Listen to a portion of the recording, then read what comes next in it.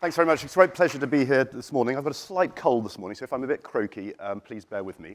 I'm going to talk about this topic here, embedded finance, and there's a figure on the screen here, $7.2 trillion. And just to put that in context, that's double the value of the top 30 financial institutions in the world today. So I'm going to talk to you about something that has potential significant value to the world and try and bring it to life to you and allow a bit of time for some questions. So I'm going to talk for about 20-25 minutes and then we'll open up for some questions. Before I start, I just want to understand who's in the audience. Who would say they primarily work in the banking industry here? Okay, and who works in other sectors? Okay, good. And who's just realized they're in the wrong conference? Shouldn't be on the first. No? Okay, good. Okay, let's get going with this topic here. So as Mehdi said, I'm an advisor to companies on new growth strategy, specializing in ecosystem and platform business models. And I help companies create ventures that are adjacent to their core business.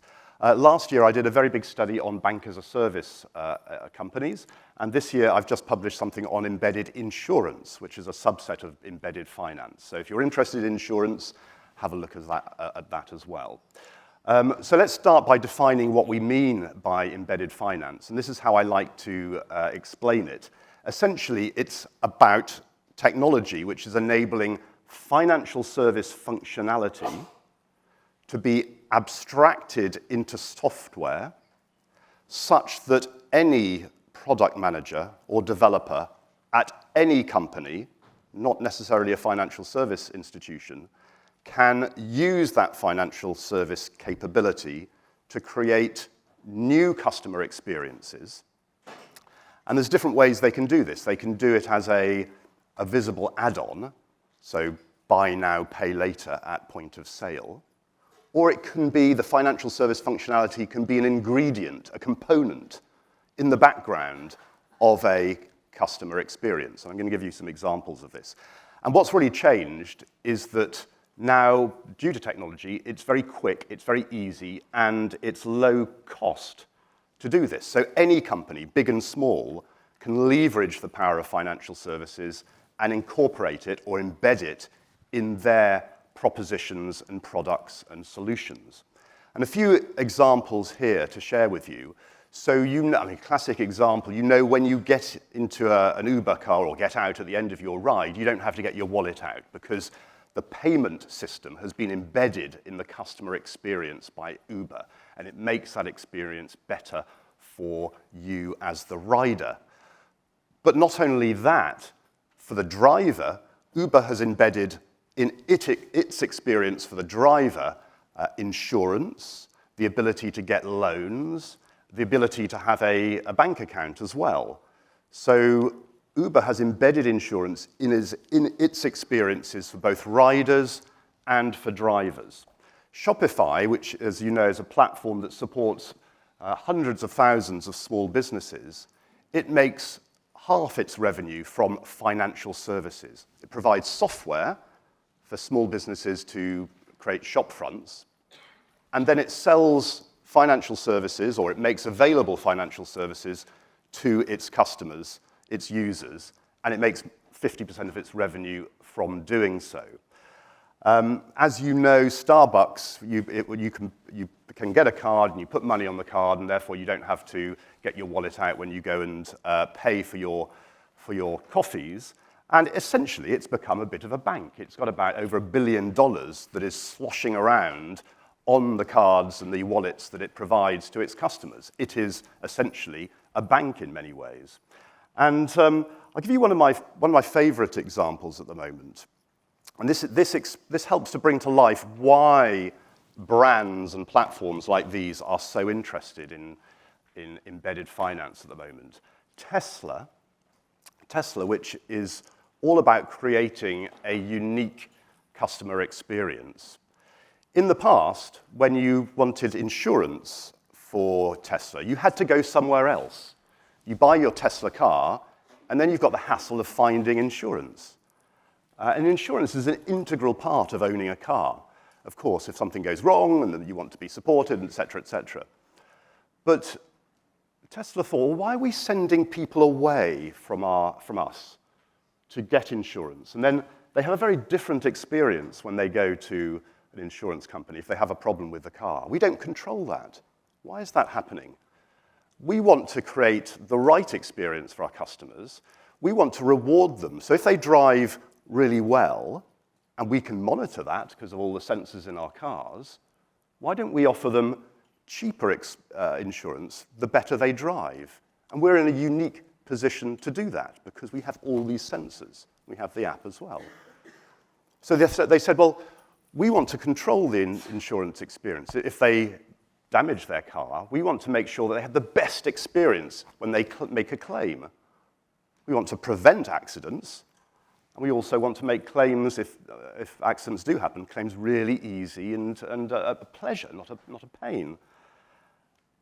So they also said, well, there's quite a bit of money in this as well. It costs on average about $2,000 in the United States to insure the average Tesla car, often a lot more. And we, Tesla, are going to be manufacturing 25 million new Teslas in the next 5 years. So if you do the maths, 25 million Teslas times $2,000, to me that looks like $50 billion addressable market for insurance. And at the moment, we don't take any of that. We send people somewhere else for that $50 billion, or we will do. So why don't we create our own insurance agency and provide a better experience for customers and also make some good money out of this as well? So that's a very good example about how brands that want to create better experiences for their customers and also make more profits are looking at embedded finance as a way of enabling that. And I'll give you one other example for now, and I'll go into a bit more detail in a minute. QuickBooks, which is the accounting package which many companies operate on, they have unique data about their customers. They know in real time the amount of money in the company's accounts. They can see if the company is taking on more assets or more employees, etc. They have unique data that can be taken advantage of to create offers which are much more appropriate for their customers than those customers can get on the open market. And also they know in advance, before the customers, a small business doesn't want to think about financial services. They want to think about growing their business. But the accounting package can see before the customers, the small businesses can see what financial service needs they might have.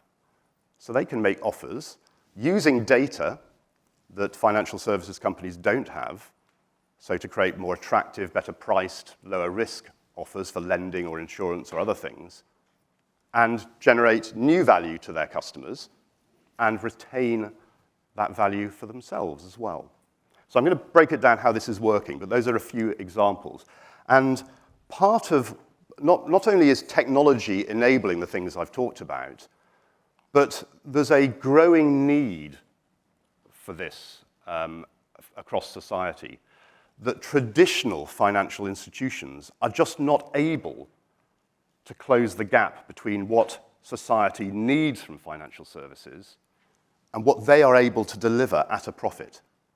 50% of banks and financial institutions make negative economic profit. Not many people hear that word. They think banks make a lot of profit, but economic profit, profit after cost of capital, 50% make negative economic profit. It's very difficult for them to profitably serve society today. And this is an interesting statistic here. When you ask consumers, what do you think of your bank? They think, well, they're pretty good at satisfying my need for keeping my money safe, because that's what they're good at. But actually, in this survey last year in the US, only 1% of people said they were invaluable to supporting their financial wellness needs. They keep my money safe, but they're not helping me with other things that are important in my financial life. And these, as a result of this, we have growing debt, as we all know.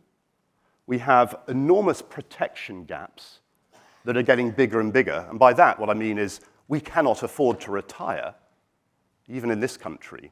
The gap between the amount of money that we need to retire, because we're all living to 100 years old, and the amount of money we have is widening and widening every year. It's in the trillions of dollars, getting bigger. And it's a bit like climate change. It's something for the future. But governments can't afford to finance our longevity. And we, as a society, in the UK I'm talking about here, even worse in other parts of the world, are not saving enough. And that's because we're not being given the tools to enable us to do that. And that gap, that white space, is being, starting to be addressed by fintech startups. They're spotting opportunities in the market to address these issues, but it's still a small drop in the ocean. For small businesses, there are enormous funding gaps as well, that they can't get the funding, the loans they need to grow their business. And small businesses are the backbone of every economy. And so we have, we're generally financially illiterate, most people, and it's getting worse because the world is getting more complicated. There is greater financial exclusion, and as a result, financial ill health impacts our mental and physical health as well. So my contention is that the system today is not working. There's a gap between what people need and what's being offered.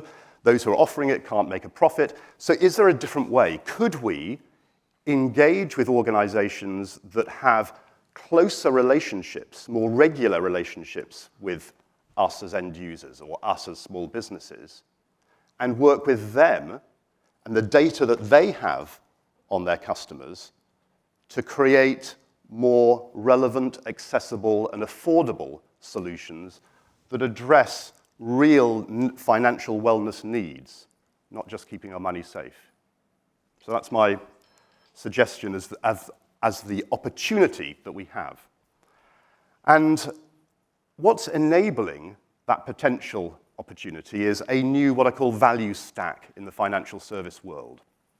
And in the past, and mainly today as well, individual financial service organizations create their own products, they have their own balance sheets, they have their own distribution channels, and they have their own customers.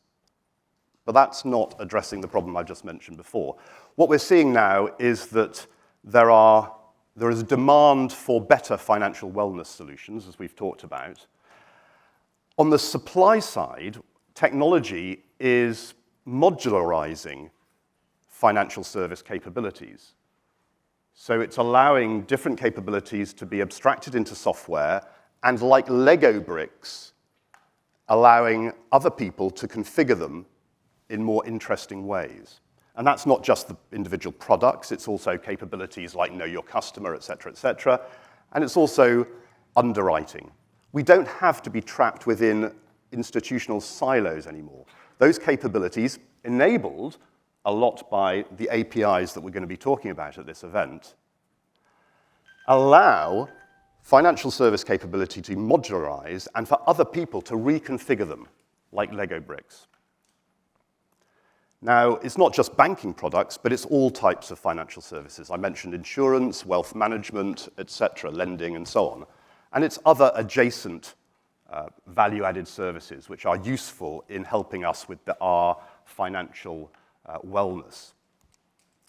And we have, as I mentioned before, brands that have much closer, more trusted, more regular interactions with customers, like the ones I mentioned before, like Tesla and the others. We have traditional brands, and we have digital platforms. And those are, what I would contend, are the new aggregators of demand, those who could be co-opted to create and develop better, more pertinent, more accessible, more affordable financial wellness solutions for their customers. And as I said before, they can make money out of that, new profit, they can retain their customers, and they can create new experiences for them as well. And what's emerging, of course, it's been more and more data is now available to enable what I've talked about. So we have sensors, we have open banking, which we'll be talking about at this event a lot. That data has been trapped in silos in the past, but now again, with the help of APIs, that data is able to enable brands of all types, financial services and non-financial services, to create much more compelling solutions. And I'll give you one example here. A bank working with a telco, a telecoms company, by combining the data of both parties, they increase the data points for their lending underwriters by a factor of 200. So the telco has enormous amounts of data. The bank has some data. Combining that together, they've got a lot more data, which makes it easier to target, to price, and to deliver much more attractive financial solutions. And what's enabling the matching of this supply, the modular supply, with the demand is a new breed of organization. I call them operating systems. These are organizations that orchestrate that supply from any party. Maybe we'll take a bit of underwriting capability from this organization, this component for another organization, this product element from another. They're orchestrating that supply to help brands, like the brands I mentioned, the big digital companies, and increasingly any company, enabling those product managers or developers at these brands to design their own financial service propositions and incorporate them into the experiences that they want to create for their customers. And of course, car companies and retailers have sold financial services in the past. You know, a car company will try and sell you a loan, but it's all been very analog. It's very costly to create a financial service business. But now any companies, big and small, can very quickly test and iterate any type of financial service solution and embed it in their customer journeys for the benefits that I've mentioned before. So this black bar, this embedded finance operating system layer is the key control point in financial services moving forward. And what we're seeing is that some of the traditional companies are looking to play that role. So you see, for example, Starling Bank creates a bank-as-a-service proposition called Engine, and it looks to make that available to other companies. There are lots and lots of startups in this space.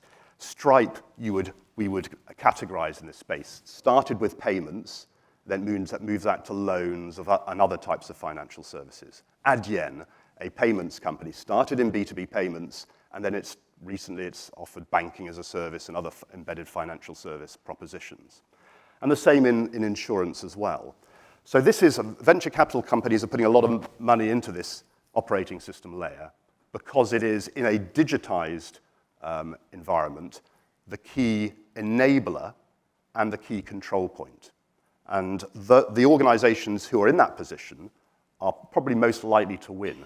They orchestrate supply, they enable demand, and they stimulate innovation.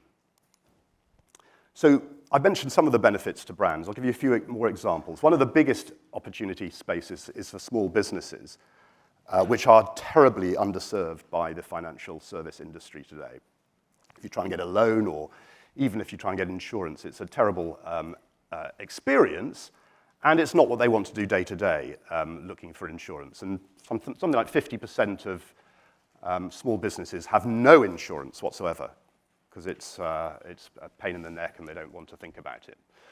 But there are players, brands that interact with them daily, a bit like the accounting packages I mentioned before, these what we call B2B software vertical SaaS companies. And they run the software on which small businesses operate. Hairdressers, it could be dealerships, it could be gyms. So they have intimate knowledge of the status of their customers. They have real-time data about the status of the company, the money coming in, going out, how many employees they have, the assets, et cetera, et cetera. They are in a much better position to define unique financial service solutions and to sell them than a bank or insurance company, which is many steps away from that. Because their software, the people who run the small businesses are using it every day to run their business. So if you've got a screen that you're looking at every day, the ability to make an offer at the right moment, using data points, 200 times the data points that a bank or insurance company might have, at that right moment, in the right way, is gold dust. And those companies that are growing and growing at the moment, who provide vertical B2B SaaS, see that that is potentially creating a business 5 times the value as their software business. So a bit like the Shopify example, where half their business is financial services, this company is called Toast. 4 times its software revenue, its so-called core business, 4 times that revenue comes from financial services, lending, and other types of financial services payments. So very attractive for small businesses and those who serve them. And even as retailers, this is a good example. This is a company that makes speakers, sells it on Amazon. Amazon offers buy now, pay later. That's a type of embedded finance. But also, at that point of sale, it offers, would you like an extended warranty for this speaker? And it only costs $5 or whatever a month, or maybe a year. That's all at point of sale. That was impossible to do a few years ago, or very costly. Now it's easy to do. And any company can do that, even a small physical retailer of bicycles. Someone comes into the shop looking for a bike. By the way, would you like to buy some theft coverage, or would you like to buy now, pay later for this bicycle? And we can do it on a tablet here now. You don't have to go off to a broker or off to your bank or whatever. We'll do it. And the interesting thing for these small retailers is that they increase their sales conversions by doing this. This is a good example, 50%. And they add significant net new profit to their business as well. And just finally, if we think about the very big digital platforms, this is Alipay in China. They have hundreds of millions of customers that use their payment platform and their super app every day. And they've found that lots of rural Chinese people have no insurance, no protection whatsoever. The government can't afford to pay for their healthcare issues as well. But because they have this enormous audience, they created their own financial embedded insurance operating system, and they partnered with 90 insurance companies. Down the bottom, that's supply side. And they said, we will educate and engage our 800 million customers about the value of insurance, and we will pass down the requirements to you. But these people can't afford what you currently are offering to the market. They need micro products. But because there are so many of them, and we've got all this data on them, you should be able to create products where you can make a profit and you can deliver critical illness or other types of healthcare coverage for a tiny fraction, 10 US cents a week. And that's what they've done. So now suddenly 100 million rural Chinese people are protected. They've closed a protection gap by applying the principles that I've just described. So consumers increasingly are very interested in accessing financial services from brands they trust and know better, like Tesla, like Amazon, like others. And here are a few examples. So this is a recent survey of asking people what type of embedded insurance might you buy, different segments here. But the figures are, whenever you ask consumers, they are ripe and interested for this topic. Same for small businesses here. This is a survey last year in America. It's the same in the UK. I looked at one recently. And you can see the types of financial services that small businesses are happy and interested to access from the brands or the digital platforms that they work with every day. And it's a wide range. It's not just having a card or a savings account, but it is things like loans and insurance and so on. So the market demand is there. And I mentioned right at the beginning of my talk that if you look at the trends, it started with embedded payments with companies like Stripe and others who were orchestrating a lot of the distribution of payments revenue. We're seeing similar trends in lending and insurance as well, and other types of financial services. And the enablers of this are the people who are running these operating systems, the black bar in my diagram before.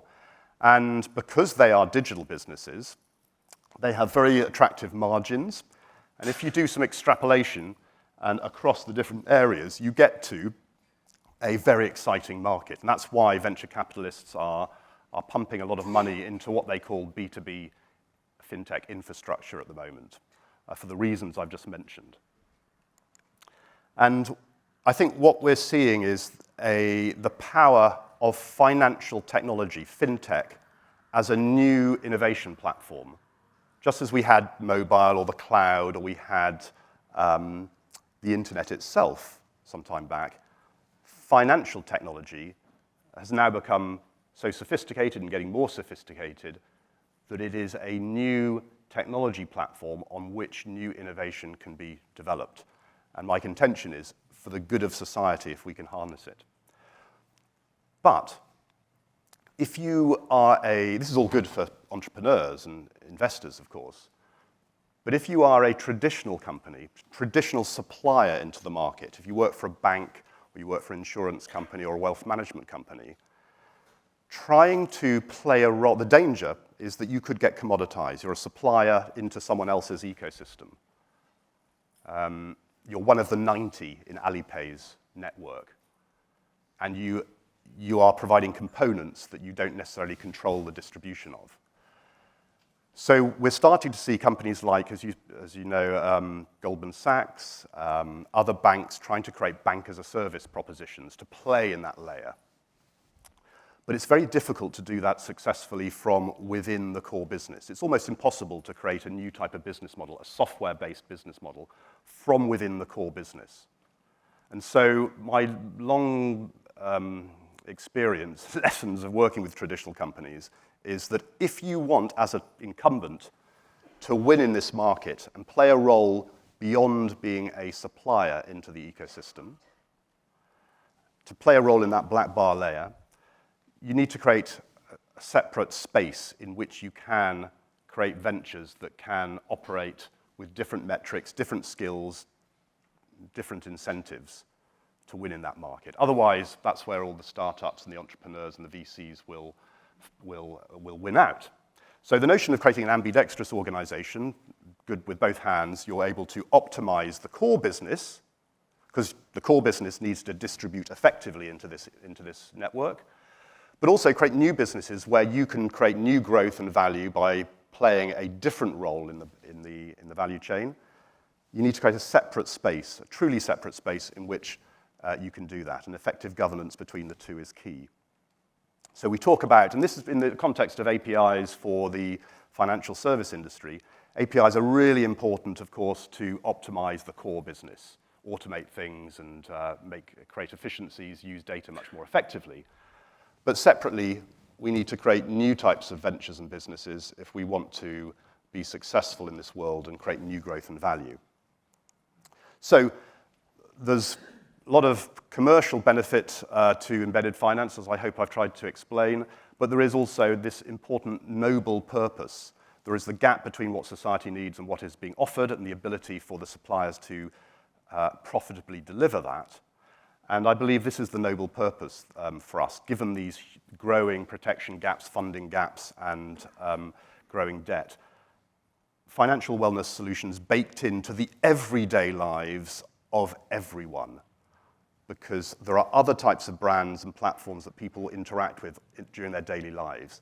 They have the frequency of interaction, the trust, and the intimacy to create, and the data to create new types of, to co-create new types of solutions that create financial wellness for their customers. And collectively, if we co-opt them and enable them, then we can help to reduce the friction in the financial service industry and improve financial wellness outcomes, not just for the rich and the middle class, but for everybody.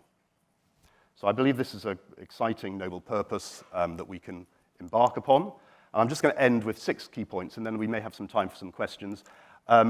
If, as an incumbent organization or any type of business, you're trying to create a brand which has loyalty and creates profits, etc., but a super brand needs a super app, and fintech is the new hook, the new glue for that. It's now possible that any brand can incorporate financial services into their propositions in a way that it was very difficult in the past.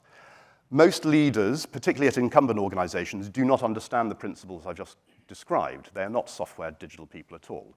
So there's a lot of work to educate and engage leaders who have the power in incumbent organizations about the art of the possible. And if you work for an incumbent organization, you need a proper joined-up strategy and create a portfolio of experiments within the context of a ambidextrous organization. The organization structure is the #1 barrier to the success of incumbents in this space.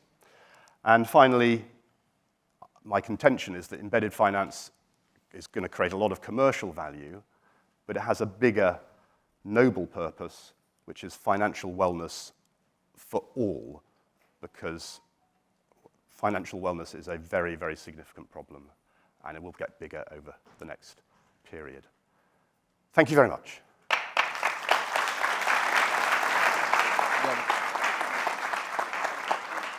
We have time for a question, if someone wants to jump in. Yes.